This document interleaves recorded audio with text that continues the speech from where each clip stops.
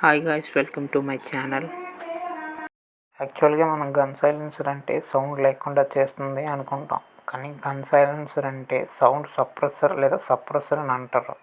దాని అర్థం ఏంటంటే బేసిక్గా సౌండ్ యొక్క బేస్ డెన్సిటీని తగ్గిస్తుంది, అంతే తప్ప పూర్తిగా సౌండ్ని కంప్రెస్ చేయదు. ఒకప్పుడు గన్స్లో ఏంటంటే బ్లాక్ పౌడర్ అనేది ఉపయోగించారు. ఈ బ్లాక్ పౌడర్ అనేది పొటాషియం నైట్రేటు, అలాగే సల్ఫరు, చార్కోల్ ఒక కాంబినేషను.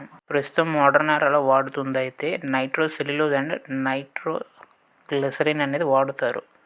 ఈ నైట్రో సెల్యులోజ్ అనేది హై ఎనర్జెటిక్ కాంపౌండ్ అండ్ దీంట్లో చార్కోల్ వాడకపోవడం వల్ల అంత గ్యాస్ ఏం రిలీజ్ అవ్వదంటే మరీ అంత కాదు, ఒకలాగా.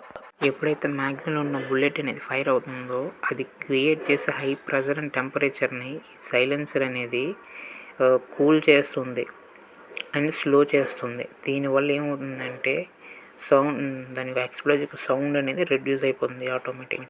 ఈ సైలెన్స్ వల్ల కీ బెనిఫిట్స్ ఏంటంటే మజిల్ బ్లాస్ట్ అవ్వకుండా ఉంటుంది.